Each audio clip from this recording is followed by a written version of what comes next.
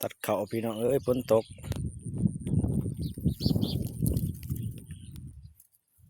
ตัดบักลายพี่น้องเอ้ยฝนก็ตกเลย2 มื้อละก็จะเศร้านะพี่น้องเอ้ยตกก็ไม่แห้งนะพี่เปียกพี่เสียจะมาเป็นน้ำหมอกอ่องเนาะก็ได้กู้อยู่2 มื้อเลยพี่น้อง2 มื้อนี่แหละตกแต่วันอาทิตย์เนาะวันจันทร์วันเขาตัดหรือวันอาทิตย์กับวันจันทร์เนาะแต่วันอาทิตย์มือเดียวเนาะนี่แหล้วหน้า6 กิโลยังเหลืออีกเขาซุกนี่ก็อีก8 หลองเหลืออีก8 หลองนะพี่น้อง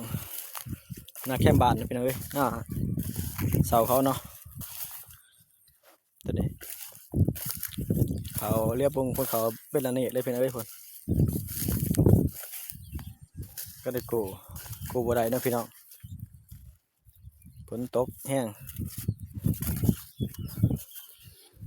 นี่โชว์สิบเบิดพ้นเลยเนาะวันที่เมื่อวานวันที่ทะเลโซกกับ27เนาะมันนี่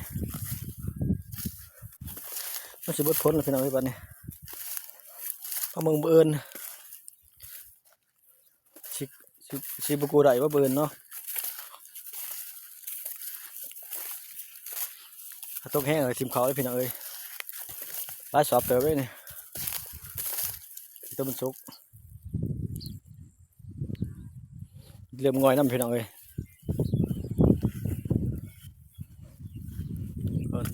ตัดเป็นก้อนเลยตัด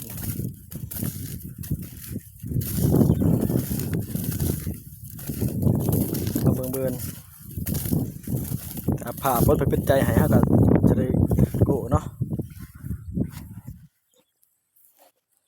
ตัดพี่น้อง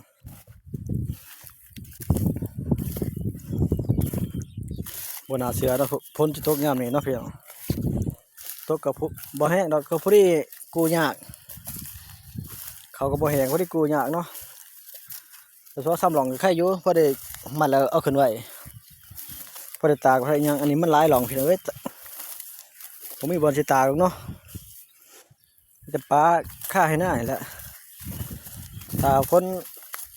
เศร้าบริสิมัดประเดียวพ้นเศร้ากับมัดประได้พี่น้องเอ้ยเขาตัดมือเดียวพี่น้องเอ้ยนี่7 หลองเขาก็ได้อยู่10 ปลายสอบเนาะเรียกเขาซุก